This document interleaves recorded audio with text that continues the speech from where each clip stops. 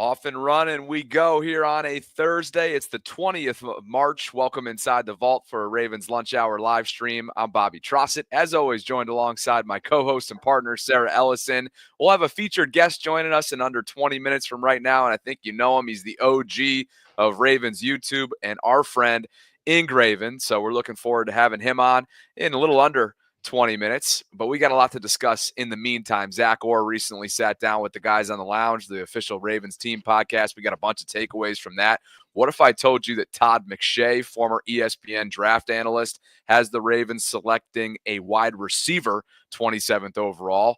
Lamar, he's doing his offseason trolling, and we've got the quick hits on the back end as well, and we're fired up because we had to do some crunching to get ready for the show. We're sorry we're a little bit behind for our live audience, but it's great to see you, partner. We're off and going. Let's get it today, huh? I wish everybody could have seen you in the waiting room when the music was going, the countdown, and you are just bumping over there in Florida, clearly fired up. And remind me at the end of the show, I have to tell you a story about people preparing for you coming to town.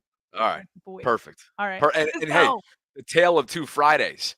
I was down and out a week ago because of my date that never was, but here we are. Bro, today's Thursday. It's been 6 days. How about it? Let's go. See, I'm playing with house money, and March Madness is here.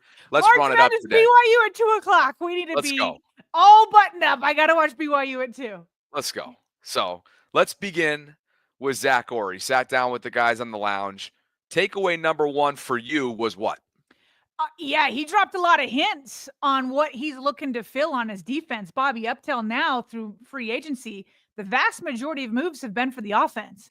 And what's funny about it is there's really only one change among all the starters, and that projected change, which is left guard. And so the offensive side is re-sign some of the guys that they've had. They bring in a new backup quarterback, all that kind of stuff.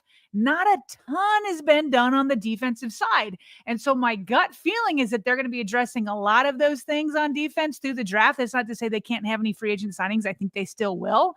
But I don't even think he intentionally did this. But I think that Zach Orr talked about some major clues about the moves that they'll be making on the defensive side. Beginning with a potential third safety. Is that where we want to begin? Yeah, let's start there. He's talking here about Kyle Hamilton. The guys, Ryan and Garrett, are asking him about, how do you want to use Kyle? Because last year, we all know, in the beginning of the year, he was more closer to the line of scrimmage, all that kind of stuff. They were switching the safety, so he moved back. He helped streamline the communication. Major change. And so they start off talking about Kyle, but he couldn't help himself but talk about that third safety. Off we go. Shoot. Just make sure he out there. Make sure he out there on the field. I mean, he's impactful and can make plays from every part of the field. And you look at, especially second half of the season, we started playing them further back from line of scrimmage. Well, a lot of the explosive plays went away because quarterbacks didn't want to throw the ball with him back there. He covers a lot of ground, got us communicated well, got us lined up right. So I think that what it looks for him is wherever you want to put him, and he can adjust to whoever else we have out there on the field with him. So you're always trying to figure out ways to get him close to the line of scrimmage to blitz him, because he's a heck of a blitzer. He's one of our best blitzers, right? He's effective doing that. He's a great tackler in space, but then you also want him to do stuff in the back end as well, because he covers a lot of ground and he has real good ball skills. So, he's one of the easiest guys to figure out how to put him in the best position, because he's never in a bad position. Honestly, he's really not. So I think that us, trying to find another safety to complement Kyle, complement AD, that's just what we like to do. We like to play a lot with a lot of DBs and speed on the field, especially in passing situations. We like to have a lot of guys who can do a lot of different things. Right. That helps in with the disguises like we talked about. That helps in with offenses confusing them. They not knowing where guys are going to be at. So I think that's more of where we're looking at for the third safety, is just to continue to add versatility to the defense. Sarah, we know the third safety is coming. It's just a matter of, and the competition for third safety, because we know there's other guys on the roster that are going to be fighting and scratching and clawing, like Sanusi, the rookie from last year, Bo Braid, the undrafted rookie from Maryland last year. But it's just a matter of, to your point a minute ago, are you going to do so through the draft, or are you going to do so through latter half of free agency the way that you did last summer with Eddie Jackson, or are you going to do both? because they did both last year. Probably a little bit of both. They could use another veteran in their room, but they're going to probably target a guy in free agency that's not going to count against the compensatory pick formula. So they could wait until after June 1 or get a guy that's been cut or sign a guy that's cheap enough that he wouldn't make it, to make it as a comp pick, negating another one. So maybe a little bit of both, but the way, first of all, his vibes throughout this entire interview. Remember, we went over Cooper Rush yesterday. It was as dry as can be. We already know Zach Orr's got a different energy, but it's not just intense. It's also fun. Like, he's so fun to listen to. And the way he talks about Kyle Hamilton there, he's just in love with them, a football love. He's just so in love. Where do I use it? Where's the best place to put him? I don't care, just as long as he's on the team. Yeah, just put him in. In the game. The way he talked about a third safety, he kept using the word versatility. It's almost like he would love to have another Kyle Hamilton. And all I could think about the entire time when he's talking about versatility and disguises and being able to do everything is Malachi Starks, right? We covered him earlier this week. Safety coming up, 6'1", 197. He himself says that he watches Kyle Hamilton as somebody that he likes to model his game after, can do a little of everything. Could you imagine what Zach Orr and Chuck Pagano and Dean Pease could do with a second one? Now, would Starks be an all-pro in his second year? I don't know about that, but the style is similar, and it could be a lot of fun. But he wants that third safety. You could tell from Zach Orr. And that was who Mel Kiper went with, if memory serves, yes, right? Yes. I don't know if he'll make it. I don't know if he'll make it all the way to 27. Okay. Yeah. By the way, in McShay's latest, and we're going to get to him from a Baltimore perspective a little bit later on, but in McShay's mock draft 2.0, you're making me think of these diversified safeties, these versatile safeties. The defensive back out of South Carolina that we've talked a lot about, Nick Eamon-Warry. Todd's got him going early. He's got him going 18. Ooh. So that would be significantly earlier than where the Ravens are currently slated for, which is the 27th overall pick coming up next month. Now, we talk about positional flexibility when it comes to Kyle.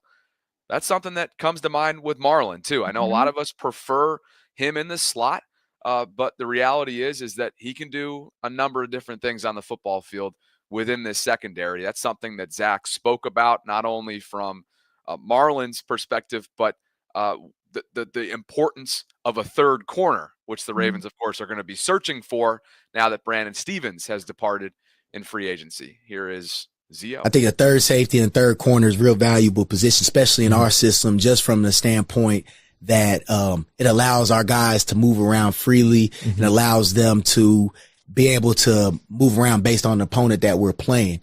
Right. And like Marlon, he's a guy who can play. If you need him to play in the slot and play at the nickel position, he can do that. He was all pro at that position. If you need him to play on the outside, depending on who you're playing, he can do that. He's an all pro at that position. Right. So, just those different chess pieces allows us to do so much on defense, and it's the players that make it happen. Like the two guys you named are two of the best players in the league, and I can name that. I can do that for Roquan Smith. I can say the same thing for Justin Madubuike. All those guys up front. You see our guys up front, they line up over the tackle, over the guards, over the center, our interior guys and our edge guys. Right. So, I think that's the beauty of how, Eric and those guys have built this team is we have a lot of versatile players, not guys who can only play one position, which makes it great for us as coaches.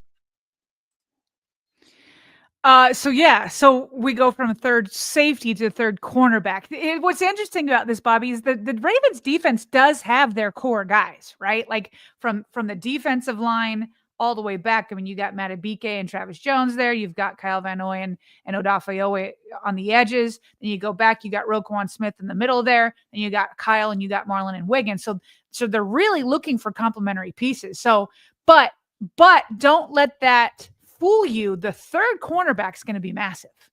We know that the Brandon Stevens, the Ravens just let him walk. He went and signed with the Jets.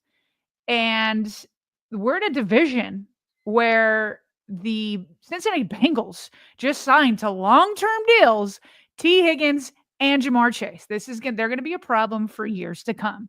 And whether that was the smartest move, should they have put more into the defense? That's all a conversation for another day. But the fact of the matter is the Ravens defense and their defensive backs are going to have to deal with that duo for many years. Jeff Zrebiec this morning did a mock draft for The Athletic. Just so happens his number 27th pick is a corner. He chose a corner. I don't know if I'm going to pronounce his name right. Jahdae Barron, cornerback from Texas. Jeff talks about the AFC North. And by the way, DK Metcalf, I just talked about the Bengals. DK Metcalf and George Pickens, Jerry Jeudy. I mean, you got to be able to defend these guys.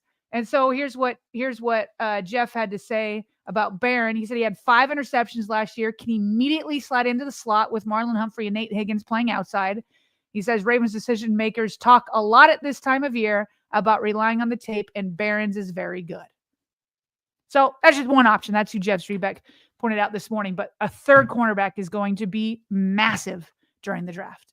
Well, one player who's going to be vying for CB1 bragging rights and maybe some good friendly competition with the veteran in that room and Marlon Humphrey is the second-year player, their first-round pick from last year. You just mentioned him a second ago, Nate Wiggins. And CO, talk about a ringing endorsement. We've used that phrase a few times this week. This might be the epitome of what he feels like he has in a soon-to-be sophomore corner. Nasty Nate. Nate grew so much, man. He grew so much. Loved, like I just was talking at lunch today. I'm shocked that he went 30. They dropped to 30. And I remember he came on his visit. We told him, it's like, look, man, if you sitting there, I doubt you'll be there at 30, but if you there, we might have to move some furniture to make sure that you a Baltimore Raven. But everybody was on the same page and we got him. And so we knew he was talented, knew the football character there, love football, competitor. He was going to be a heck of a player, but you saw his growth. It's always a learning curve, man, for a rookie when they come into the league, especially at that position. I mean, he's out there at the outside corner position. You're on that island. A lot of times you're going to end up being on a lot of, top receivers. Yeah. Covering CeeDee Lamb week 3. Yeah. Covering CeeDee Lamb. Welcome to the NFL. Exactly. And he understood like the speed of the game. He was able to adapt to the speed of the game and how important technique was, how important you had to play with technique every single play. Like all of us, you played college football. If you make it to this level, 9 times out of 10, you were better than the man across from you. So you can get away with a lot of different things. And, that's like every rookie. He saw that I can't slip on my technique because no matter how talented I am, the quarterbacks are too good. The receivers are too good that I'm either going to get called for a flag or I'm going to give up a play. Yeah. And once he realized that and he honed in on the technique, he got better and better every single week. And that started in practice. That started in practice in the classroom. He got better every single week and you really started to see it down the stretch, man. He was really locked down for us. He's a big piece of our team, our defense going into year 2. And we expect him to be one of the best corners in the National Football League. Wow. We expect him to take that jump from year 1 to year 2. A real big jump, and he has the ability and the talent to do it. So we got it along with him. We had to help him get him there. And I'm confident we'll do that. Sarah, do you remember last year in the offseason when Zach kind of stuck his neck out there a little bit, propping up Kyle as a potential candidate for DPOY? Remember that? I don't remember that, but I believe you. Zach kind of went out of his way during last season. This just popped up in my head as if to put the league on notice. Not that anybody needed to be put on notice. Everybody knows who 14 is on the field at this point. But he made it clear that he feels like, and the goal is for him to be a defensive player of the year candidate. It feels as if Nate is receiving a similar level of treatment in terms of the way in which his coordinator believes in him and the way that he's going to speak of him. I mean, those quotes there were pretty strong towards the end of that clip. Listen, you're right. Here it is. May 26th. Here's Zach Orr. Kyle Hamilton is the ultimate chess piece. I think he's one of the top players in the league. My goal for him is to one day win the defensive MVP here of the league. I think he has that type of talent. He has that type of work ethic. He's that type of person. Good memory. It just popped into my head because the way that he's building up Nate there as such a young player, and think about it, Kyle was a rising third-year player at the time that Zach was making those comments last May. So I like the leadership that he's cultivated. I like the culture that he's cultivating. Yeah. culture cultivating within that Baltimore defensive room, and just the guy to do it, right? Because he was just there. And what is he, 33? He's one of the league's youngest, if not the youngest, defensive coordinator. So I think that resonates with guys, and I appreciate the way that he's building them up. Yeah, no, this is why I've said this before. I'm a big goals person because, sometimes you don't want to set a goal because you're afraid of setting a standard for yourself. And if you fail, then like the goal judges you. You think other people are judging you, but it's really your own goal, your own hopes, your own dreams starts to judge you if you like speak it into existence and you speak it out loud. But I just think it's so important to speak those things out loud. That's why people talk about manifesting, right? All it really is setting a goal and holding yourself accountable and saying, I'm going to go do this. And in this case, a good coach is going to set that goal for you just in case your sights aren't set high enough. And so he says we expect him to be one of the best cornerbacks of the league. Bobby, is it unrealistic? I mean, he's healthy. First Pro Bowl in year 2. Is Nate Wiggins capable of that? Yeah, of course. Yeah. I mean, if he's going to be one of the best, Here's what's funny about you bringing up goal setting. You just triggered my memory, jogged my memory from an interview that he gave prior to his rookie season. And he decided to, so to speak, keep his goals on the whiteboard. Didn't want to share it, right? Didn't want to divulge what his rookie season goals were, but they were lofty. I mean, they had to have been lofty. And now with his coordinator speaking like that, I would love to know whether it's the whiteboard, whether it's the notes app on your iPhone, right? What are those goals for Nate and how obtainable are they? Yeah. And it also is reminding me, Bobby, because we're talking about him speaking big for Kyle last year. And didn't Kyle get a vote for defensive MVP, Depoy? That in rings a bell. In the AP, well, I'll look that up during the next clip. But I'm remembering, the chat can maybe remind us when Wiggins got scored on in the end zone and he was down on the sideline, and then Kyle Hamilton, Ravens Wired, picked this up. Kyle Hamilton comes over and he's just matter of fact. And he's like, he gives him technique advice. And he's like, don't worry, you're going to get there. You're going to get there. He's like, I did that too, or whatever. And so Zach Orr was talking about that too. You're so talented that coming out of college, you could get away with not having perfect technique because of that speed, that closing speed, especially. But we're at the NFL now, and we're talking about these wide receivers with T. Higgins, Jamar Chase, George Pickens, DK Metcalf, Jerry Jeudy, all these guys. You got to get the technique down. And so he's saying from year 1 to year 2, you already have the raw natural talent. Get that technique, and sky's the limit. Well, we talked a lot about technique on the back end, right, within Zach's secondary. What about the guys up front?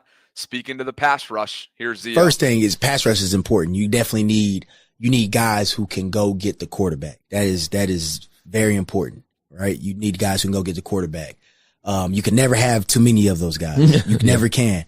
I think the most important thing though is you have to have a group that can go get the quarterback. It's not a guy who could win a one-on-one. You could be an edge guy and beat the offensive tackle, but your 3 technique, he doesn't middle push, he doesn't cover the B gap, and the quarterback escapes. So yeah, you won your rush, but the quarterback got out the pocket. Right. It's 4 guys rushing as 1.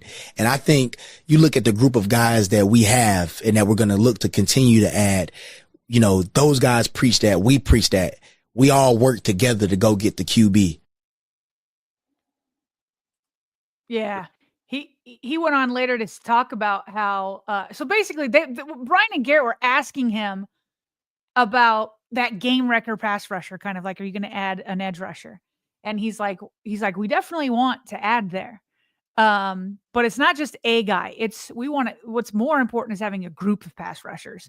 And he went on to talk about how with Matabike, I've got that right here in terms of the interior presence. Yeah, here's that second part. Yeah. All the edge guys, which, no, here they know football, but any edge guy who knows ball, they will tell you, I need a middle push presence. I need somebody in the middle that's going to help me, because if you don't push the pocket from the inside, then the edge guys have so long a way to go to run around to get to the quarterback. So you want to kind of compress that pocket. So having that in middle push, another interior guy who can go get the QB, who can command respect, is so important. And we have those guys, but like I said, you can never have enough of them. And I think with the second part, it will help out Matabike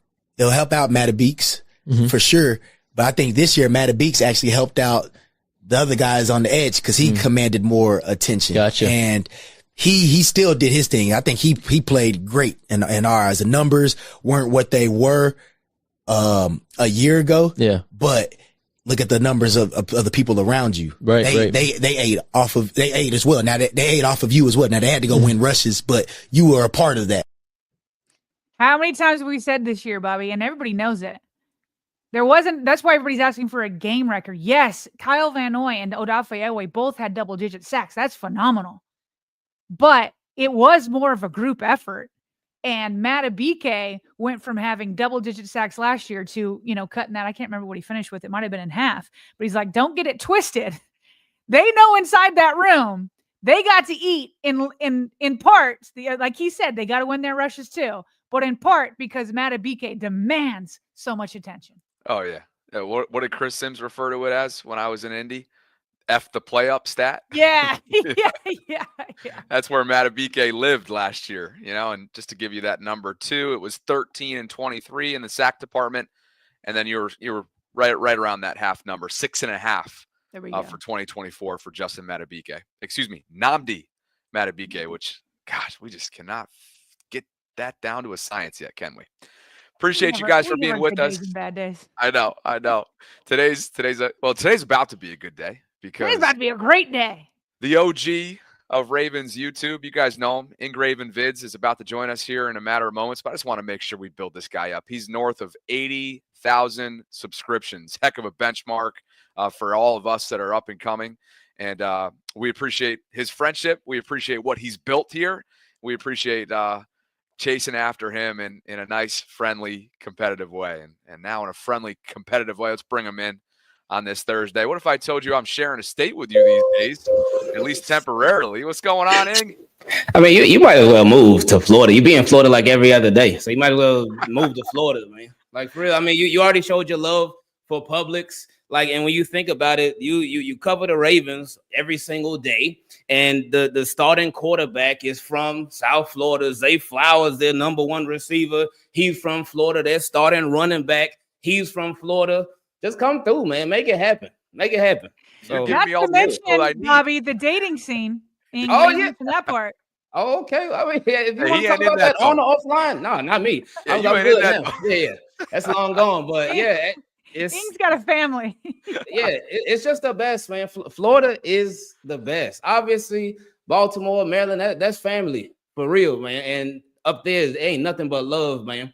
But being down in Florida, like, come on now, man. Come on now, man. You know you're getting a buzz if I pull trigger. I know what I know is that June 1, Memorial Day weekend, the weekend prior to June 1 is I'm out of Baltimore, and then I got to make some decisions. So you will be hearing from me offline. Oh, yeah. Let me know. But we appreciate you for spending some time with us. And, I guess we got to ask you before we kind of dive into Lamar trolling and McShay's latest mock draft, right, with the big body wide receiver idea that's garnered so much attention in recent years. We're here in sort of week 2, right? This is sort of the frenzy is over when it comes to free agency. The draft feels like it's months away. It's only a month away, but there's a dead period. This is a slow period that's about to become over the next few weeks. But I got to ask you, how do you grade your team with what you watched them do team building wise over the last 10 days or so?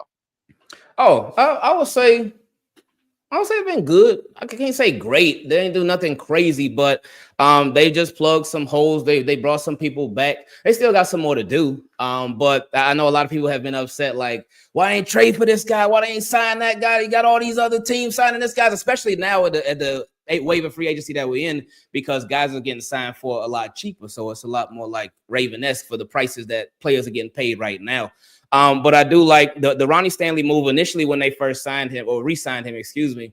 That's one that I was like, I don't know about Ronnie Stanley before they re-signed him, because I was thinking, all right, this was the very first year that he gave you all 17 games and then the 2 playoff games too. He played in every single game for the very first time in his career, and that's great.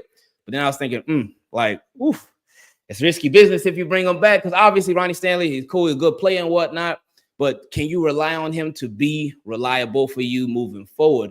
And hopefully you can, because obviously we know, like back in 2020, what happened with him and TJ Watt. We rolled up on him and nothing was the same after that. He tried to do rehab and that ain't worked, and did surgery that ain't work initially, but then he got it all cleaned up. So all right, they re-signed him, and I was like, all right, cool. Then I was like, oh, 20 mil, 60 mil for 3 years, 20 mil per year. I said, whoa, okay, now Ravens, y'all paid a lot of money. But then when you look at the other deals that these other tackles and free agency, I said, oh, okay, Ravens, while you paid a lot of money, it like you got him for a steal.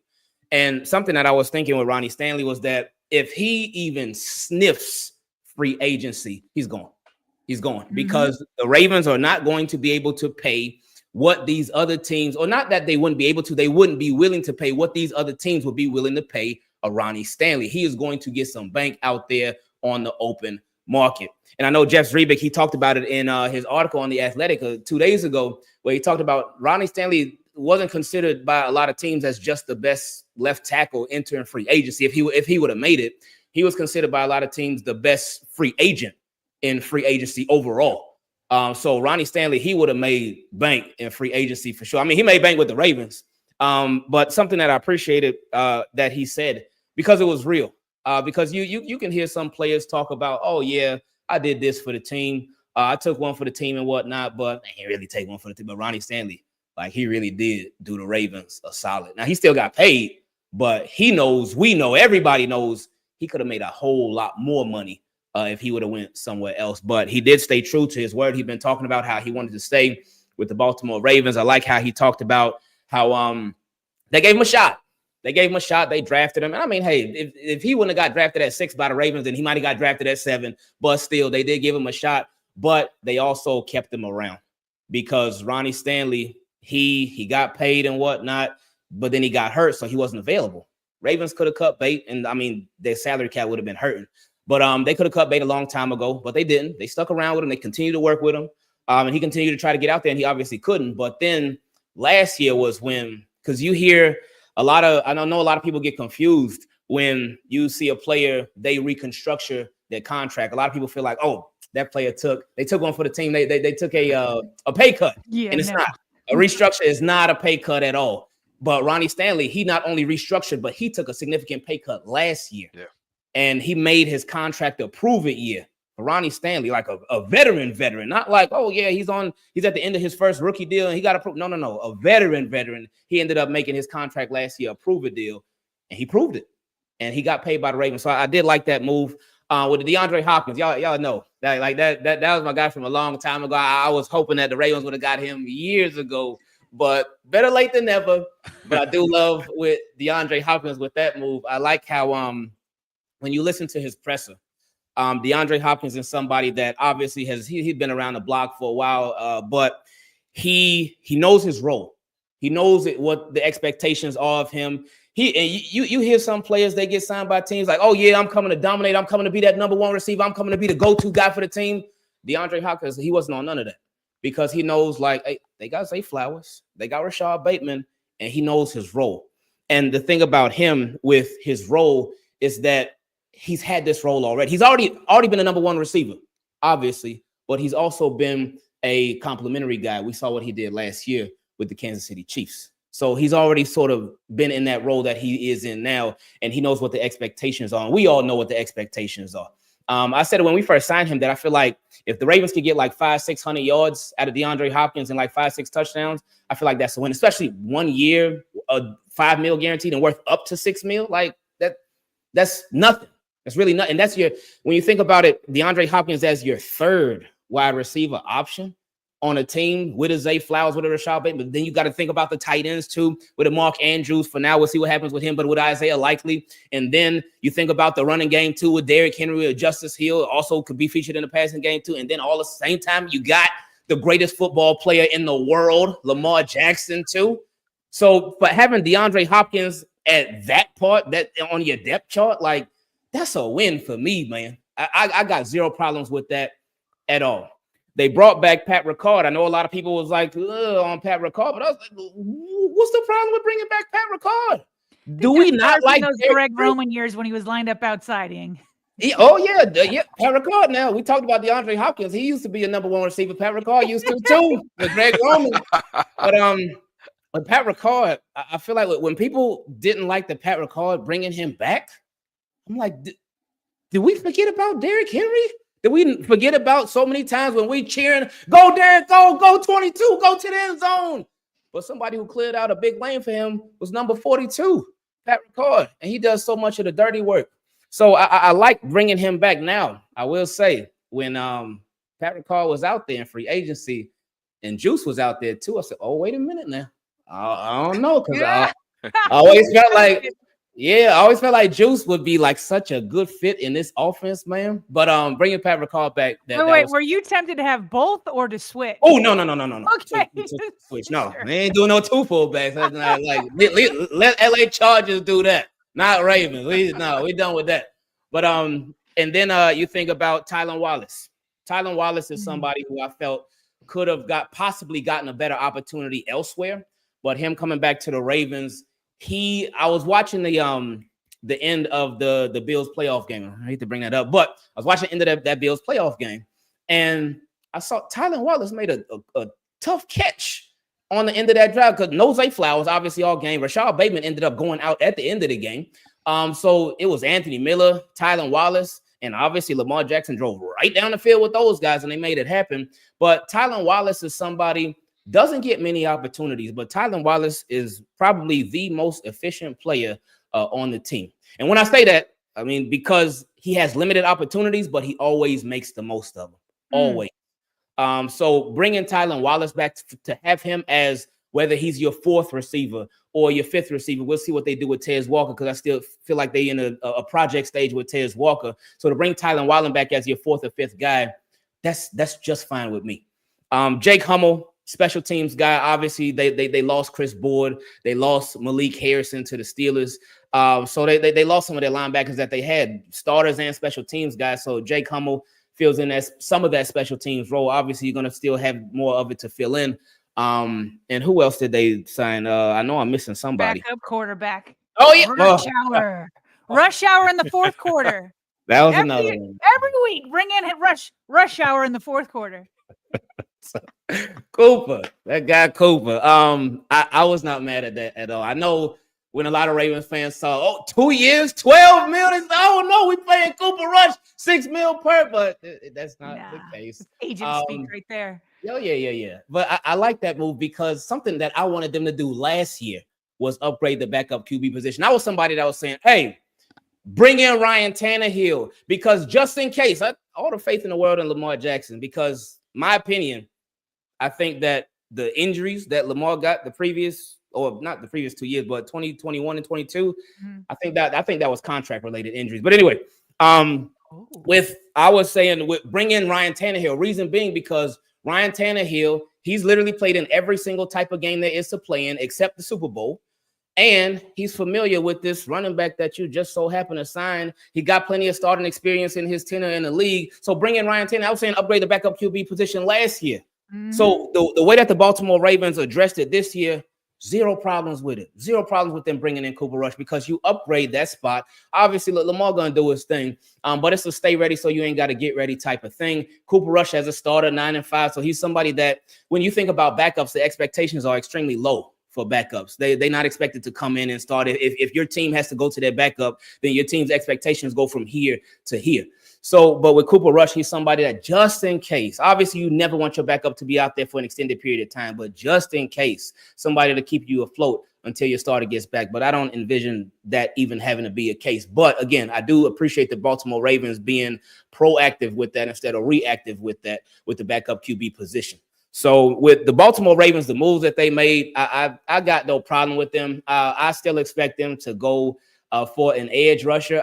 I honestly don't feel like the free agents that are out there, like a Von Miller, there's a Matt Judon, a Darius Smith. I don't feel like those guys are necessarily needle movers for the team, but they would upgrade the quality of the depth at edge rusher because you obviously got Kyle Vanoy, 12.5 sacks last year.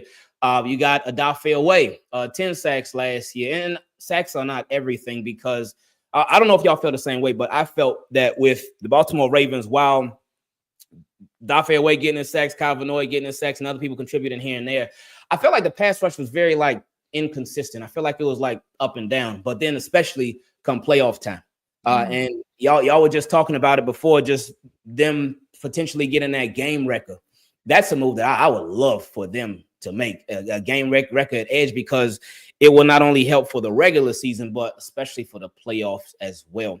But at edge, I still expect them to make a move, because besides Kyle Vanoy, besides Dafe Away, you have a lot of question marks right now at edge. You got Tavius Robinson, somebody who I like Tavius Robinson because when he comes in, he does his thing. But then you got Adisa Isaac, and last year was his first year, so a lot of question marks. It's just a lot of unknown. With David Ajabo, this is going to be his fourth year, I believe. So there's still a lot of question marks there, a lot of unknown. So and y'all were talking about how Zach Orr, he said it should be a group effort when it comes to the pass rush. And Ravens have been doing that over the years, especially recently. So I would expect them to still sign an edge guy in free agency, and also still address cornerback via free agency and the draft for both. Because at cornerback right now, the starters who you know for sure are the starters, Marlon Humphrey, Nate Wiggins, and that's it. You cut Arthur Millette. You still got Jalen Armour-Davis. He's dealt with a lot of injuries. You got TJ Tampa. Are you willing to put him in the starting spotlight? I don't know if the Ravens will be willing to do that. So I would expect them to get a corner via free agency and also in the draft too. They got some work to do on defense. Go ahead, Bobby. Well, he left out one guy. He just so eloquently the biggest through free agency. I mean, my man did it off the cuff. Literally the biggest moving player. He forgot about one player. Ben Cleveland, my goodness. Ing, you did so admirably, so smoothly. And you forgot Ben Cleveland. My apologies. You going in the doghouse like John Harbaugh? What's going on here? Oh, man. He's in Ing's doghouse. He's in the team keep it clean doghouse. Ben Cleveland. I'm glad you brought that tweet up too, because Ben Cleveland and his deal, when they initially signed Ben Cleveland, I was shocked. I was very, very surprised, because I for sure was 2,000,000% sure after this season, with everything that he done been through with John Harbaugh. Oh no, Ben Cleveland is gone. He ain't coming back. He'll go catch on with somebody else, hopefully get an opportunity there. And then after everything that he went through this offseason too, I was like, no, they moving on for sure. But when they brought him back, I said, whoa, what? You brought Ben Cleveland, the same John Harbaugh led Baltimore Ravens. Y'all brought Ben Cleveland. Is this a mistake? But it wasn't. They brought back Ben Cleveland. And I feel like with Ben Cleveland, I know my guy Rave Kingdom. He is the Ben Cleveland. He's the leader of the Ben Cleveland fan club. That's my guy. Shout out to you, Rave Kingdom. But with Ben Cleveland, I think the Ravens, they brought him back as a fallback plan, as a fallback option. Like, all right, just in case we can't draft this guard that we want, then we got Ben Cleveland. Just in case we don't sign that guard that we wanted in free agency, we could fall back to Ben Cleveland. And there's still Andrew Voorhees as well. I was thinking, and y'all know that I'm crazy. Y'all know that I'm a little wild. And maybe it's the Florida weather. Maybe it's the Florida vibes. I don't know. But I was just, when they first signed Ben Cleveland, I was thinking about the timing of it. And I wonder, I don't know. I know Ravens fans wanted it. Ravens fans wants don't always match up with the teams wants. But the night before they re-signed Ben Cleveland, the Chargers, they signed Mekhi Becton. I know a lot of Ravens fans were like, hey, we should get Mekhi Becton to upgrade our guard position. And I wouldn't have had no problem with it. But the Chargers signed Mekhi Becton the night before, and then the next day, Ravens end up getting Ben. Was it a coincidence? I don't know. But I was just thinking about it. I was thinking maybe the Ravens might have been looking at Mekhi Becton, and maybe, I don't know. He ain't heard nothing. They wanted to, well, not that he's better, but it's basically you would have had two Fa'aleles in terms of size. I'm not saying he's not better than Fa'alele. He is, but I think the Ravens think that Fa'alele is their Mekhi Becton. But hold up, is Mekhi Becton a Pro Bowler? Well, no, I mean, he a Super Bowler, but is he a Pro Bowler like our guy Daniel Fa'alele? You don't have to convince me. You got to convince the Ravens. The Ravens. Okay, I think they think that's who Fa'alele is. Hey, Ing, they might have been convinced too by the numbers on the screen. I just want to make sure we get this out there for our audio audience. Brian McFarland, Ravens salary cap analyst, friend of both of our shows. this has to do with it, I'm sure, as well. Ben is signed to a 1-year veteran salary benefit deal, and that is $1.17 million. As Brian notes, the deal includes no bonus and contains no guaranteed money. Under those rules, his cap number is reduced to 1.03. So that's obviously a part of the equation here as well. Also different from what Becton got for sure. A little bit less. Yeah, just a little bit. Yes. But I think that lets us know exactly how the Ravens feel when it comes to Ben Cleveland. I think that really solidifies that. Oh yeah, this is just a fallback option. No guarantees, and you can't even get no bonuses. Like that's it. So I think that pretty much confirms that for Ben Cleveland for sure. All right, let's change gears a little bit here. Your fellow. This is a great gift. The way you just did that was perfect. So for those that did not see it, Lamar Jackson on March 19th, probably with no practice. He seems to be hanging out with Kevin Hart. We'll see. He decides to come onto Twitter and choose to just troll everyone. So out of nowhere, no context, nothing. He puts up the classic LeBron James meme where he acts all scared and then laughs out loud. And then everybody on Twitter is like, what's he doing? What's he trying to say? And then about an hour later, after speculation, he puts this other meme that says, I'm just going to post this random GIF on Twitter, and I guarantee MFs are going to create narratives. Okay. I love you reading. What do you think about our guy Lamar trolling everybody here in the middle of March during a dead period?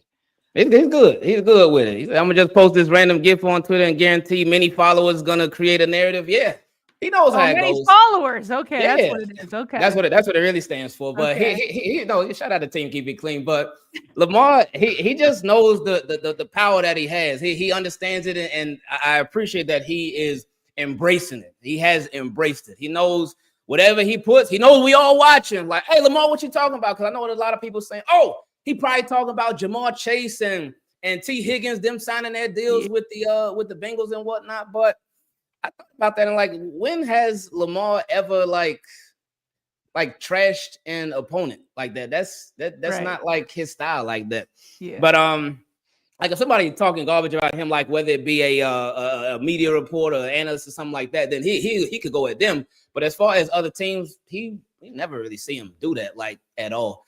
So Lamar just having fun, man. He just having a good time. It's the off season. I remember when somebody had tweeted a picture of him at this pizza place. Is it Beloved? I think it's Beloved. But they tweeted a picture of him and they were like, oh, while we all waiting for free agency, Lamar, he just chilling getting pizza. But Lamar, he responded to that and he said, no, that's a picture from last year. But he said, I'm just waiting like everybody else. So I think that's one of the reasons why that we just love Lamar so much, because Lamar, he's just one of us, man. Lamar, obviously the starting quarterback of the Baltimore Ravens, the best football player in the world, but he is just so down to earth, so chill, and it seems like he's just a fan like all of us too at the same time, man.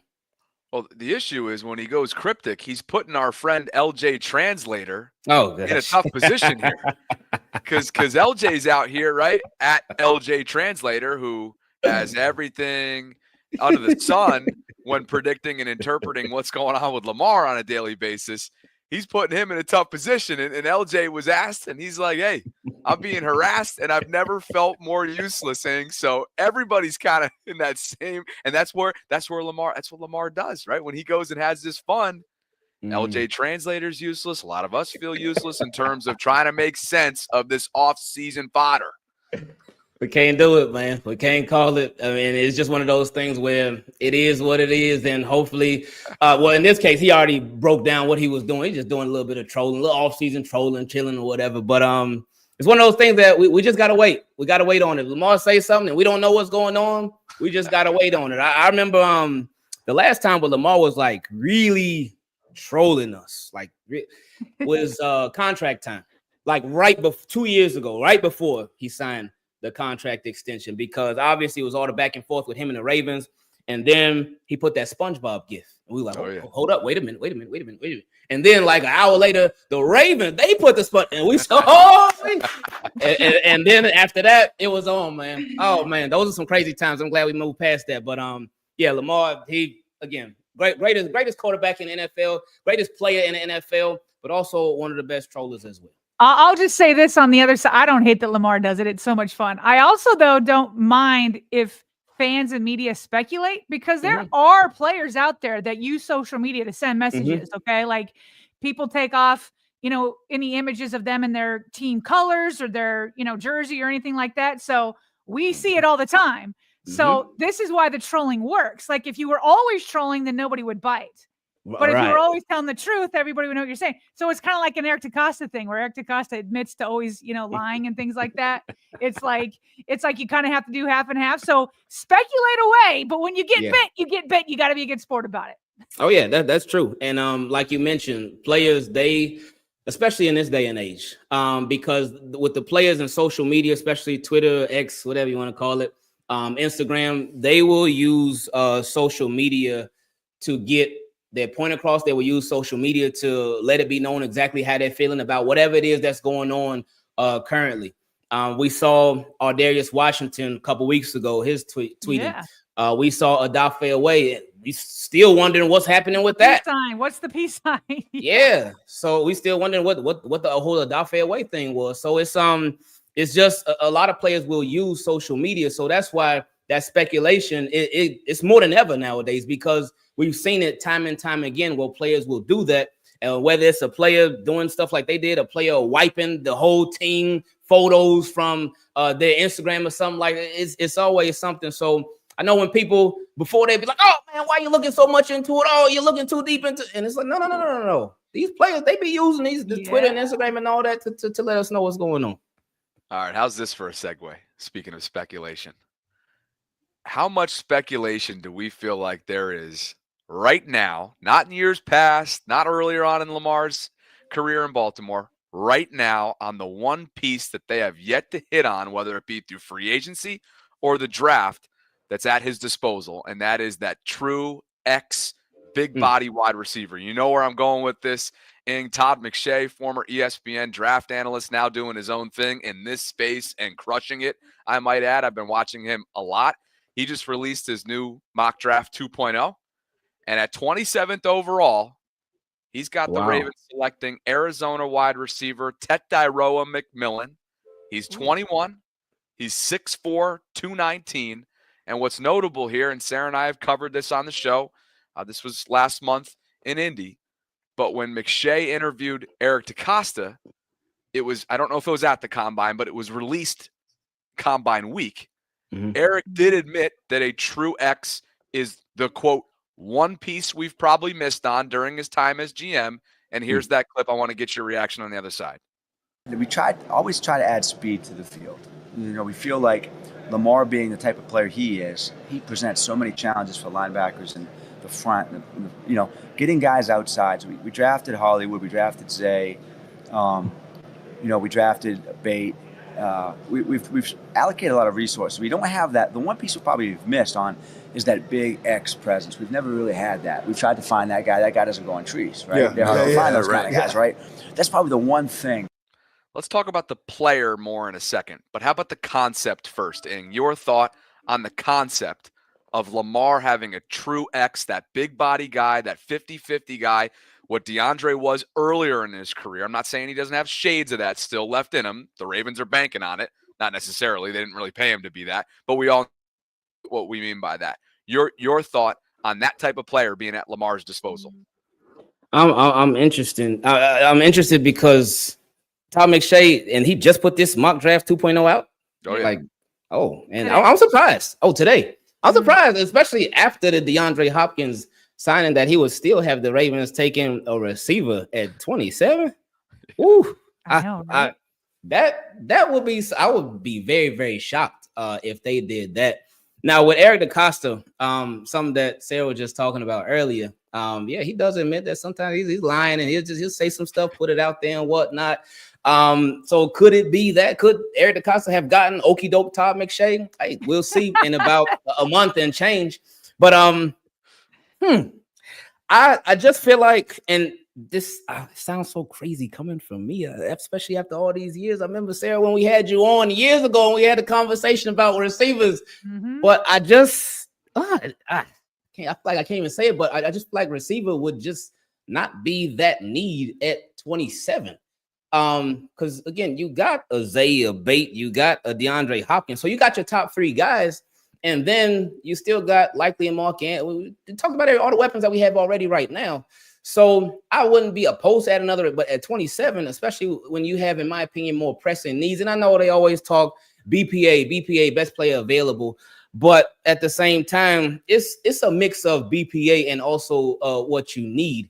So I would be really shocked if they took a receiver. Yeah, 6'4", got the build, and the Ravens, over the years they've tried. They have really tried here and there for the big body receiver. It's weird. I don't know what it is with the Ravens with big body receivers.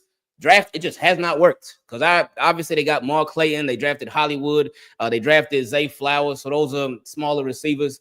They've used it in the later rounds, like Miles Boykin, Demetrius Williams. There you go. Look at you going back. Clarence Moore, that was another one. Who was the guy out of Miami? I know exactly who you're talking about. Oh, and it was way back. And he like 6'5". Yeah. Tommy Streeter. That's what it was. Oh, man. Incredible. Serious recall. Hey, let's not forget about Dez in free agency, right? Yeah, they had free agency too. So yeah, so practice squad. So they've tried a little bit here and there, but I think right now, if the Baltimore Ravens were to draft, whether it be McMillan, whether it be another receiver too, I think right now where they are right now, they are in a much better position than they have been in years past. And the reason I say that is because the offense is light years ahead of where they were before. Even when you just see the progression of the Baltimore Ravens offense, even from 2 years ago, to Todd Monken his first year, and how much they grew and how much they literally created their own weapons is crazy. And we are so appreciative of it because it's something that we have been longing for a long time as Ravens fans. You even see the growth from last year or 2 years ago to last year, and just how much they even elevated from the growth that they had before. And it's like they got even better. And they were able to, because we remember before it was all right. And the Bengals player said it, hey, you take out 15 and 89, because Hollywood number was 15 at that time. But you take out 15 and 89, you ain't got to worry about nobody else on the Ravens. And that used to be the case. But now it ain't like that no more. You could try to, all right, you want to take out Zay Flowers and Mark Andrews. We still got Rashad, but we got Derrick Henry. We got Justice Hill. We got Zay. So you got, it's really a pick your poison. They talked about how they wanted to make it a pick your poison, but it is really now a pick your poison type of offense. And now we're actually seeing the development of wide receivers with the Baltimore Ravens. And that's crazy to say. We're seeing the progression of wide receivers in the Baltimore Ravens offense. This offense is obviously it's running back friendly. Derrick Henry came in, did his thing, went crazy. But over the years, there's been different guys. There's been Gus Edwards. There's been J.K. Dobbins. Obviously, it's been Mark Ingram. It's been Alex Collins. It's been a lot of different guys back there at running back. But this offense went from being running back and tight end friendly to now it's wide receiver friendly as well. We had a receiver hit 1,000 yards. He actually made the Pro Bowl, first Ravens drafted wide receiver to make the Pro Bowl, in Zay Flowers. And think about this too. With Zay Flowers, yeah, he hit 1,000 yards, but there was a lot of games when Zay Flowers would be going off early, and then he would get real quiet. We wouldn't hear from him in the second half of the games. So even Zay Flowers, he made the Pro Bowl, got 1,000 yards, but he wasn't even used to his maximum, and he still got a stack. You think about Rashad Bateman, obviously first-round draft pick like 3-4 years ago, slow start, but he's building up, still slow start, but he finally had his best season ever last year, and he made an impact in the regular season, got all them touchdowns, and then he still ended up leaving some games early and still got all them touchdowns, and then in the playoffs he still continued to do his thing as well, but then he ended up leaving the Bills game early too. That's why, again, not mad at the DeAndre Hopkins signing, because stay ready so you ain't got to get ready. But back to McMillan and back to us on the potential of drafting a wide receiver. I would not be opposed to it now, and I would feel even more comfortable with the Baltimore Ravens drafting a receiver because now they have shown like, hey, we can develop wide receivers now. We can have wide receivers involved in the offense. It ain't just about the running game. It ain't just about the tight ends, but the receivers are a big part of what we do as well. You make a really good point that it's wide receiver friendly now because not only you have the quarterback, but you also have the coordinator who can put together a good passing attack. And then because of that, you get people like OBJ or you'll get people like DeAndre Hopkins and they say, I want to be here with this quarterback. Remember when OBJ signed and it was before Lamar did? And he's like, Lamar, if you're listening, please sign.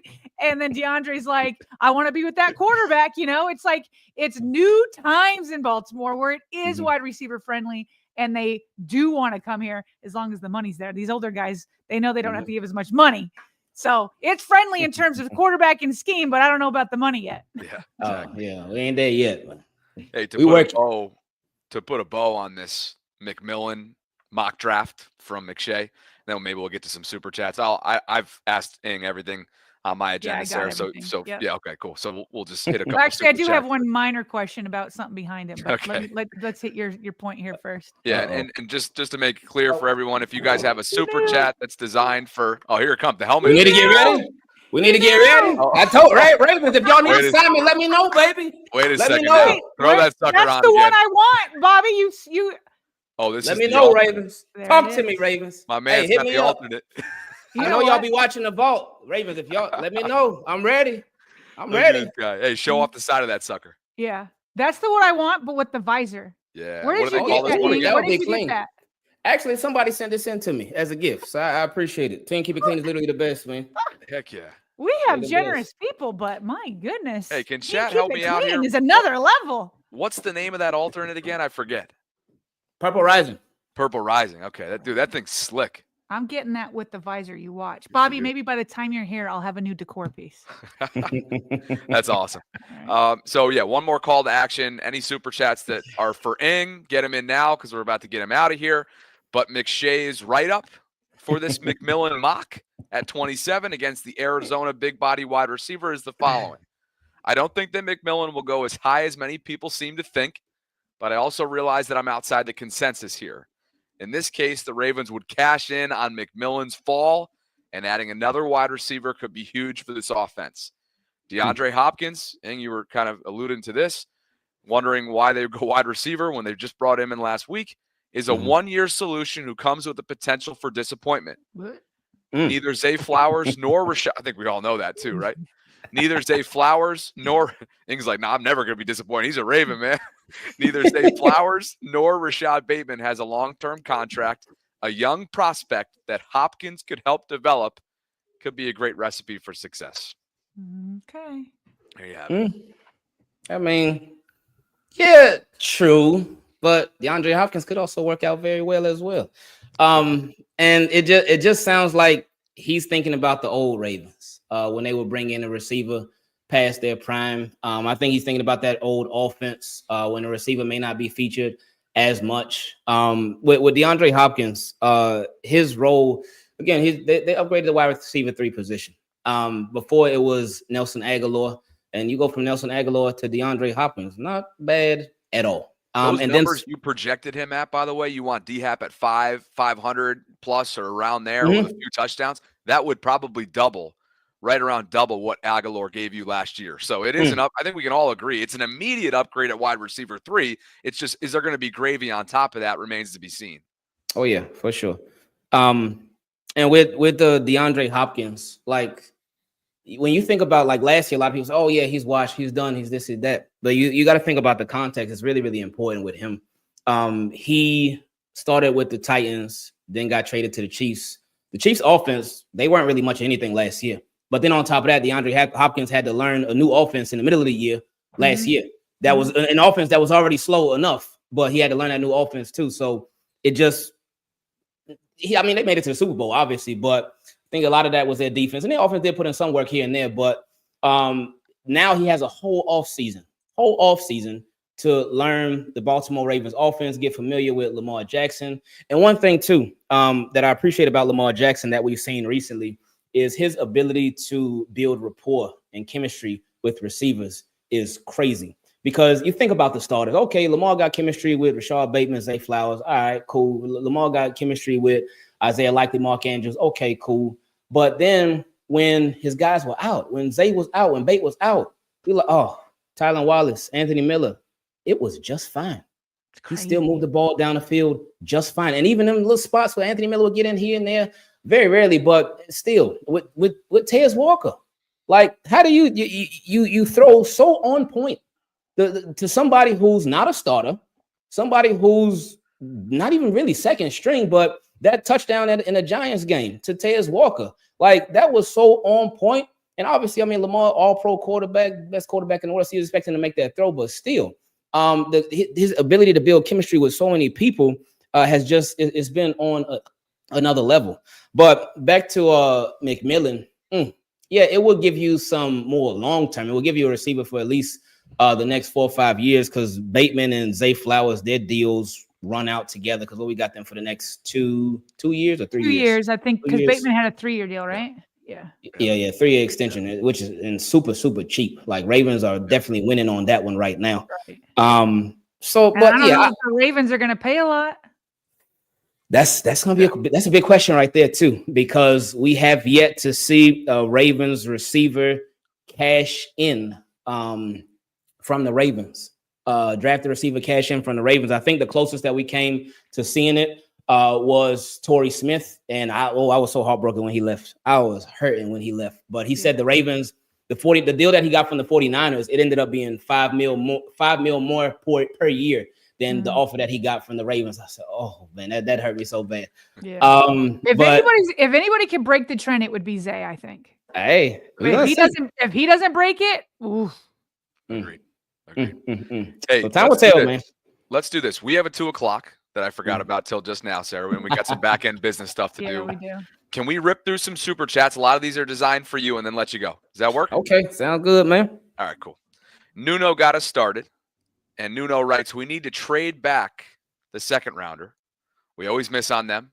Ajabo, Dobbins, the linebacker 2 years ago. Hold up. Dobbins wasn't no miss. He got hurt a lot. Right. But yeah, you can't say that. I don't think you can say that was a miss. But anyway, no, but they didn't pan out, to his point. Okay. But for whatever reason, they didn't pan out. Okay, my fault, Nuno. You got it. All right. But he's saying. When is the last time a second round pick has been like, oh. But that's the way you're interpreting his comment, right? I mean, he's not going on to say what you just said. He's just calling it a straight up miss. Well, but regardless, to me, the point is he's saying that the second round pick isn't worth much because they never pan out for us. That's what he's trying to get to. I got you. That makes sense. Yeah. All right. So he goes on to cite Ajabo, Dobbins, the linebacker 2 years ago. Who's he referring to there? Trent Simpson? Simpson. Excuse me. Yeah. First round, we get a baller every year. Welcome, Ingraven. Appreciate you, Nuno. And look who's chiming in. Sarah, I'll let you take this one. Oh, here we go. Hashtag Ben Cleveland, since you're talking Ingraven. Tell him I predicted Ben. He absolutely did. He wouldn't let it go. We were like, dude, you need to let it go. We were wrong. He said, also, I called what is that? Affleck? And someone still has money. Oh, because he paid us a lot of money.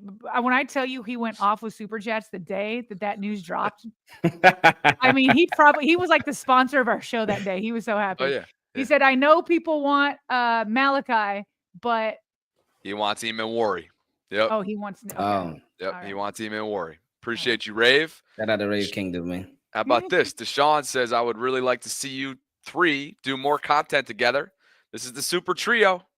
Hey, it's the off season. We typically, each one of us come on your show every once in a while, and then we'll do stuff around the draft night. We'll be hitting you up next month. So we'll make it happen again for sure. Yeah. How about this? We'll let you take this one, Ing. Can you see it? Oh, and Graven has to be a fan of Jaden Higgins. Oh, that's that big body wide receiver, but he moved. He's sort of like a Debo because he could do a lot of everything, man. He's the Iowa State kid, and Dreams, man, has been singing his praises for weeks, if not months at this point. I think it would all just depend, man. I don't know. He's not projected to be a first round. I don't even think second round. I think maybe like third or fourth. He's projected around there.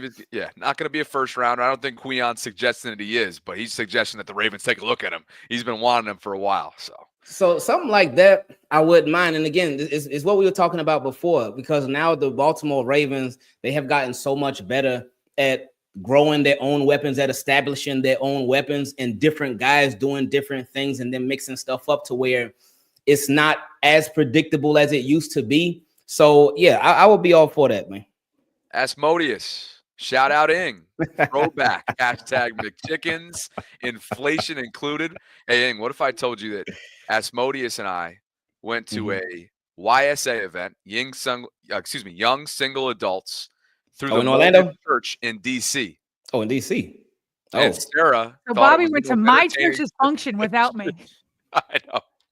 But I don't go to those anymore. I'm not single anymore. Yeah, Bobby's looking. He's looking. He's singing and ready to mingle. Bobby, I will give you credit. You are looking anywhere in underwear. You are leaving no stone unturned. There you go. So much so, I was willing to meet up with Asmodeus for the first. Actually, I met him at several tailgates. I was going to say that I'd never met before. I definitely knew Richard well, and we wingman together at the Mormon church event in DC, and I do not regret it. All right, Mel Trap. Oh, you know Mel Trap's coming in the show there. I'll let you take this one. Oh, we'll let. Does Mel go to your show a lot? Do you know Mel? I'm not sure. He's the biggest Lamar basher that we have here. So he tries to keep things honest. So he says, so if Lamar falls short again this year, we'll leave this to Ing, in the playoffs, what will be his excuse? Oh, no, there were no excuses last year. There ain't no excuses. That's it. In my opinion, there ain't no excuses. 2 years ago in the AFC Championship, I just felt like the game plan was bad. Now Lamar didn't play his best either. He made a really bad decision with that interception to Isaiah Likely. But at the same time, that should have been pass interference too. But it is what it is. And then there's a lot of context with that game. The Baltimore Ravens, they were not running the ball like at all that game. And it's like you come in with the number one rushing offense and you go against a team that just gave up like 200 yards the previous week. And you decide, oh, you know what? We're not going to run the ball at all. It's like, wait, what are we doing? And then with the context too, Lamar, first the Chiefs, they score a touchdown. Then Lamar and Zay Flowers, they strike right back. And it's like, all right, let's go. So then later on, Lamar connects with Zay Flowers. Zay Flowers running, he make a man miss. And then he died for the touchdown and boop, fumble. It's like, oh, here we go. But yeah, so in my opinion, it was a mix of a lot of bad stuff happening, but then the game plan in that game. But then this year, it was a mix of Lamar's, a mix of Mark Andrews. It was just a mix of all of that stuff. So in my opinion, last year was a little bit more on the coach, or 2 years ago was a little bit more on the coaching staff. But this year, in my opinion, it was all execution. Coaching staff, they played a little part in it too, but in my opinion, it was way more on execution. So it was way more on the players. But either way, straight up, there ain't no excuses. There ain't no excuses because the Baltimore Ravens, the way that they've built this team, especially over the past 2 years, they've built these teams to where they are good enough to win the Super Bowl. They are good enough to obviously steamroll the regular season. 2 years ago, they went 13-4. This year, what was it, 12-5? I forgot what it was this year. I think it was, 12-5. And they did what they had to do in order to be in the dance. Well, not in the dance, but in the playoffs to be able to have a chance to be in the dance in the Super Bowl. But they fell short for several reasons. So bottom line, straight up, there aren't any excuses at all. Ravens, they still just got to get it done. And I'm confident that they will eventually. Will it be this year?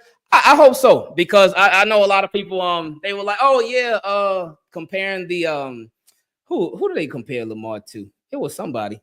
Where it was a 12-year thing. That was it. Every 12 years, Ravens win a Super Bowl. So I was thinking, this will be it. Then it's gonna be in New Orleans too. I was like, oh yeah, we got it. Then it's Kendrick Lamar performing in the Super Bowl. I'm like, oh yeah, we got it. But obviously, we know what happened. So now, one that a lot of Ravens fans have been riding with, they're like, all right, well, Lamar Jackson, he's going into year 8. He wears number 8. All right, this is gonna be where he win the Super Bowl. So. Here we go again for the superstitious folks, right? Yeah. Oh man, appreciate you, Mel, for the super chat. Olu says, "Love Mr. Keep It Clean, great dude." Rave Kingdom, still he doesn't want to hear it, right? That's when we were talking about Ben Cleveland. Yeah, you know how that goes. Truth Bearer says EDC got Todd fooled, and Steve Smith is low on. I believe that's not meant to be Tez. I think it's actually meant to be the Arizona wide receiver that we just spoke about, Tetairoa McMillan. Isaiah, this is for you. Oh, the Pro Bowler. How do I feel about the Pro Bowler, Daniel Falele? With Falele, no, seriously though, I hope that he continues to get better. In my opinion, I think the Ravens should bring in competition at that spot, but they won't. We all know how the Ravens feel about Falele. That is their guy. They have continued to just push him up put him on a pedestal. And Falele, he ain't going nowhere. He's going to be the starter at right guard, whether Ravens fans like it or not. So we just got to hope that he gets better and hope for the best for him.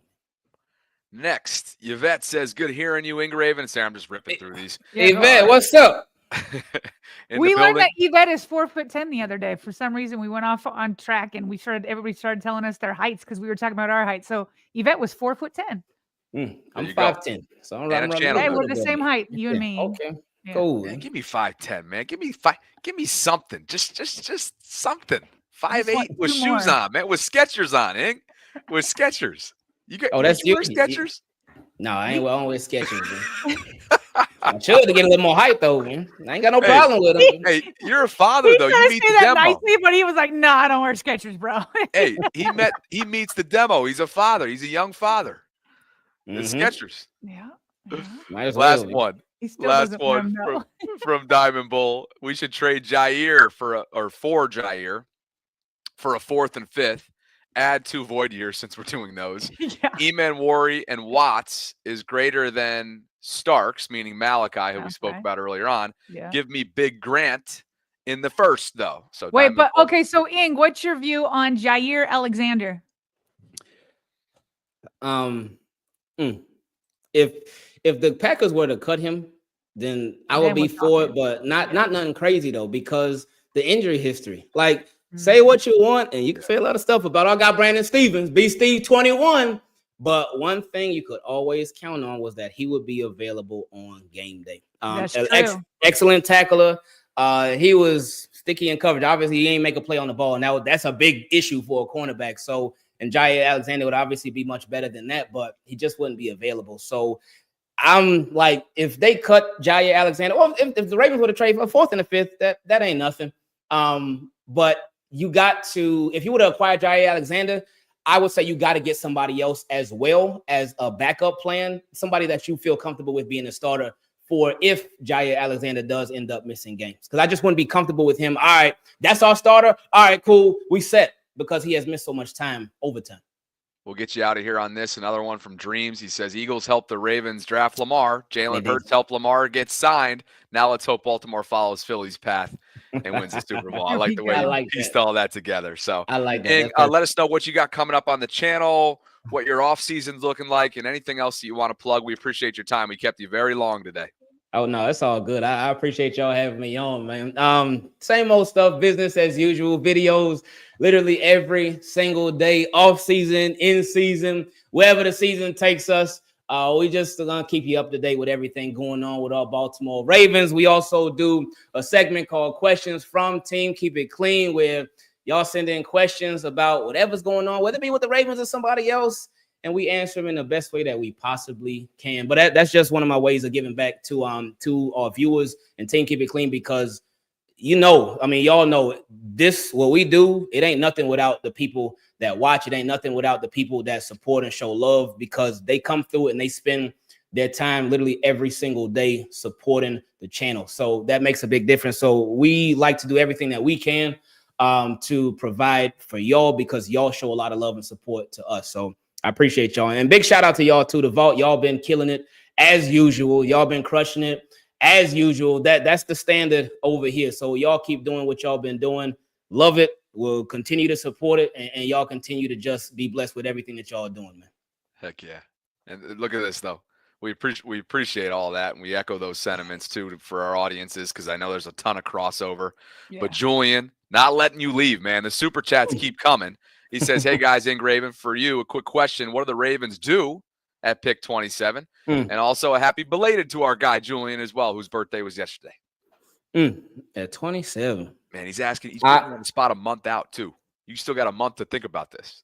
Yeah, we do. You sure you want to answer it? This is just in pencil. This isn't in pen. This is in pencil. Oh, yeah. We know. Okay. Depending on how the rest of free agency goes, depending on if there are any trades or anything, let's see. But I would say edge rusher.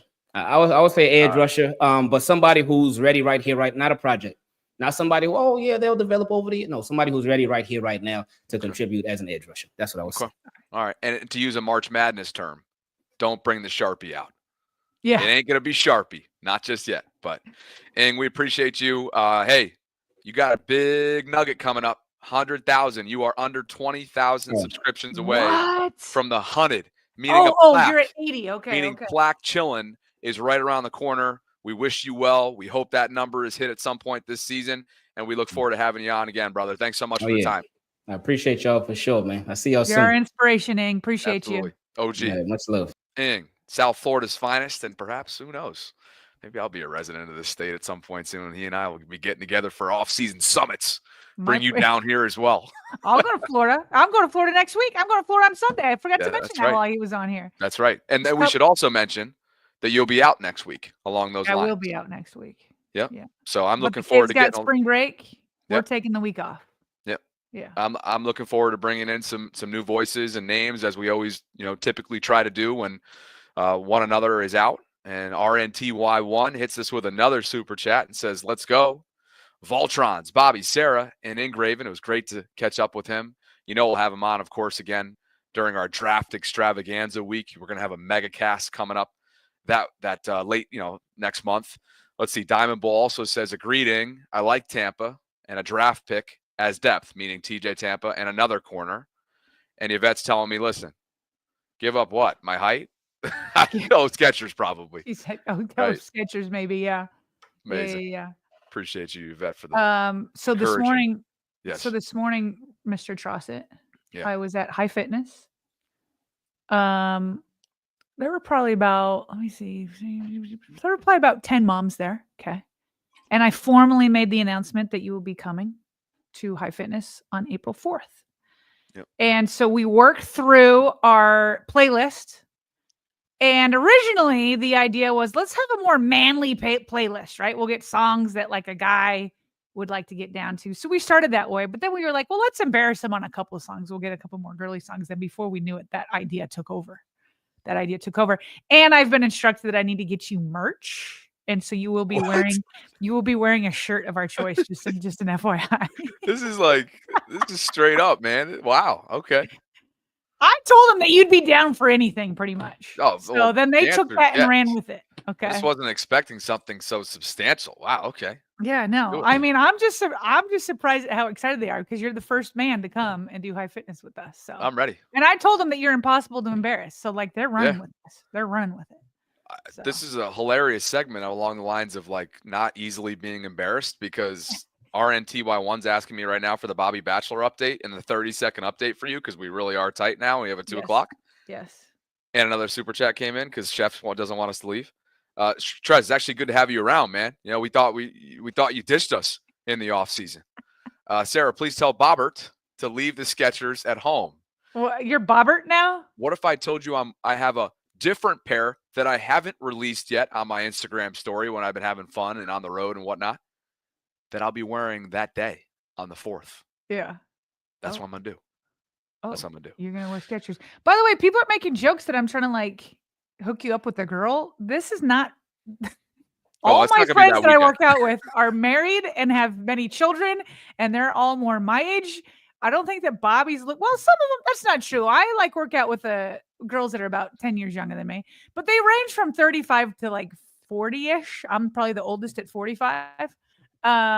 This is not a place for Bobby to find. This is not what this trip is about. This trip is like wholesome, meeting the family, gonna come work out with a bunch of moms, gonna have some business meetings. You already said the other day, you're like, I already know I won't like drink, so you're gonna be clear-minded.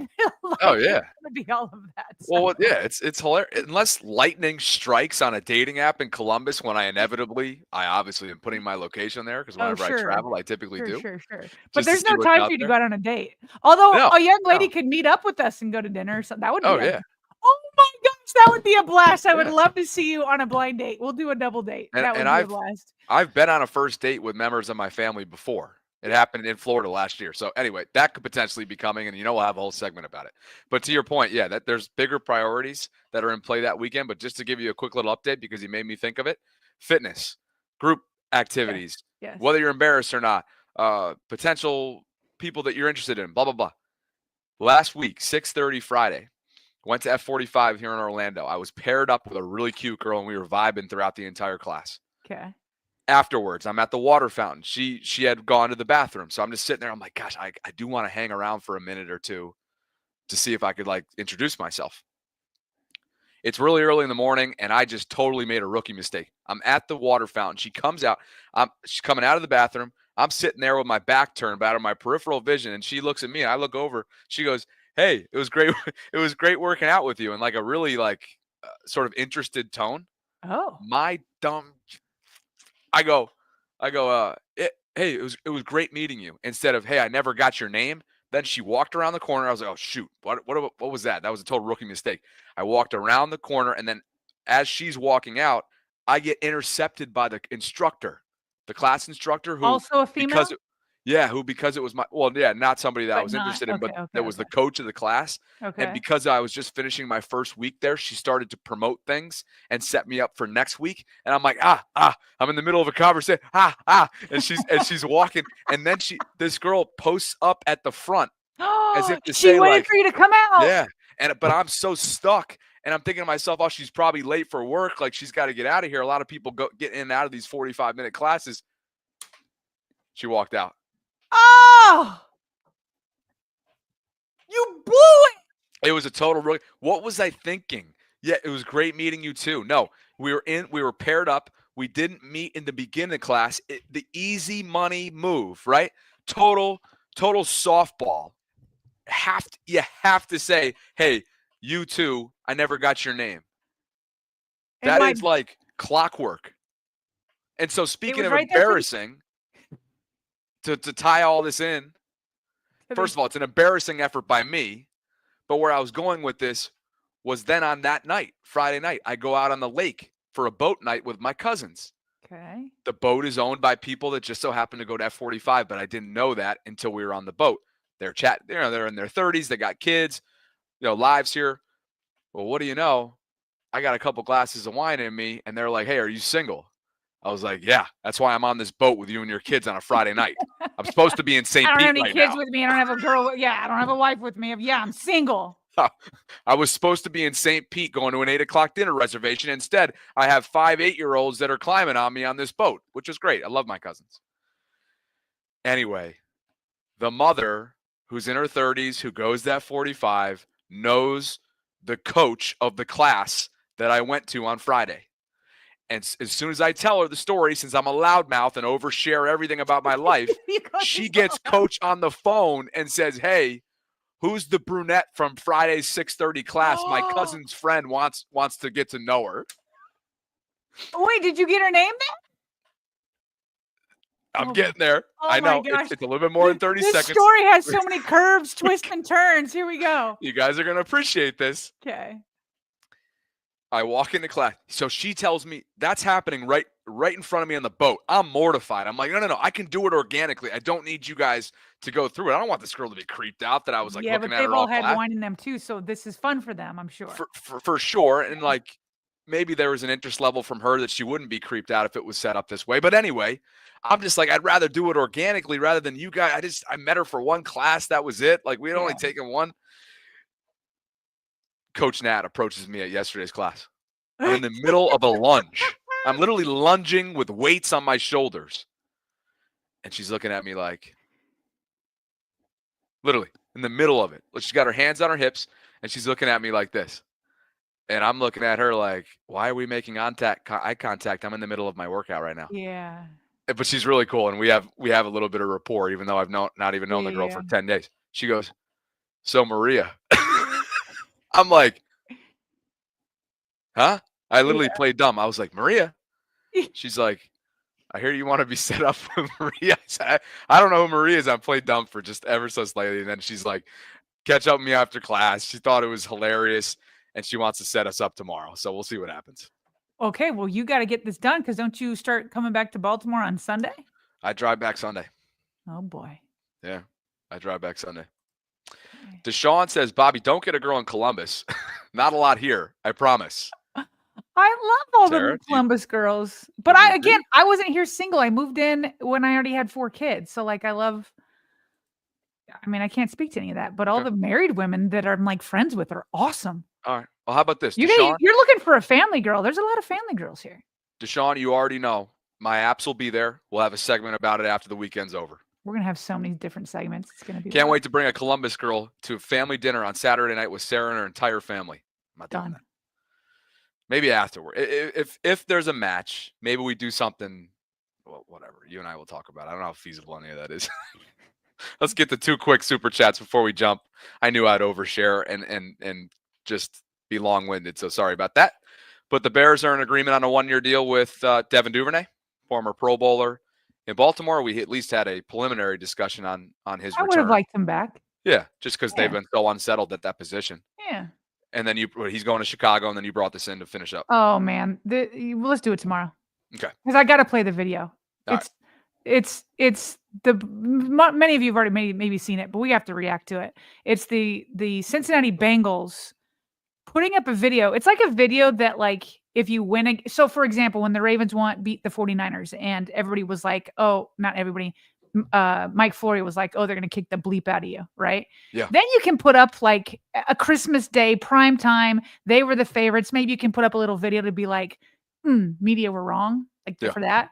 But they did it over the signing of T. Higgins and Jamar Chase. I got you. And so it's just hilarious. And of course, Mike Flory didn't like it, so he responded. So I just wanted to get that because it's AFC North kind of news, you know? Oh, Mike definitely weighed in. I definitely saw some of it. I haven't watched the clip yet, so we'll have that for you on the back end tomorrow. And then maybe we do an extended quick hits tomorrow with our friend Dave, who's the Aussie-based dating coach. Oh, yeah. Because I know you want to get that in with me rather than me doing it alone next week. So we should probably fit that in the back end tomorrow. And if it's a slow day of content, it might make sense. Okay.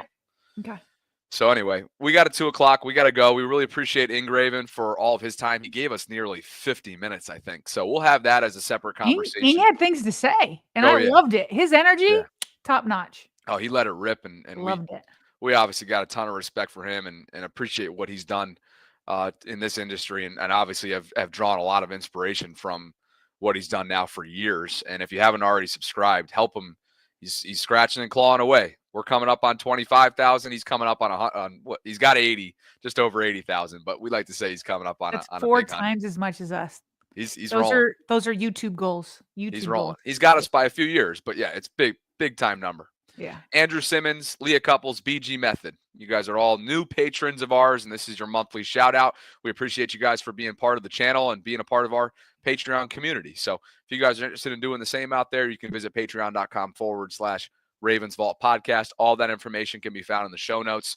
At the top of the show notes, you can also learn how to become a channel member and take advantage of some perks, some incentives that come along with that. We just rolled it out 2 weeks ago, and we almost have 70 of you who've decided to become Voltron channel members. We appreciate each and every one of you. It goes directly towards our daily efforts to bring you year-round Ravens content. So, partner, I'll catch up with you tomorrow. For Sarah Ellison, for our guy, Ingraven, all of you who super chatted, all of you who spend time with us on a daily basis in this lunch hour live stream, whether it be live or not, I'm Bobby Trossett signing off from this Thursday show. We'll catch up with you in under 23 hours. We look forward to it. And as always, thanks for spending some time with us here inside the Vault. Talk to you soon.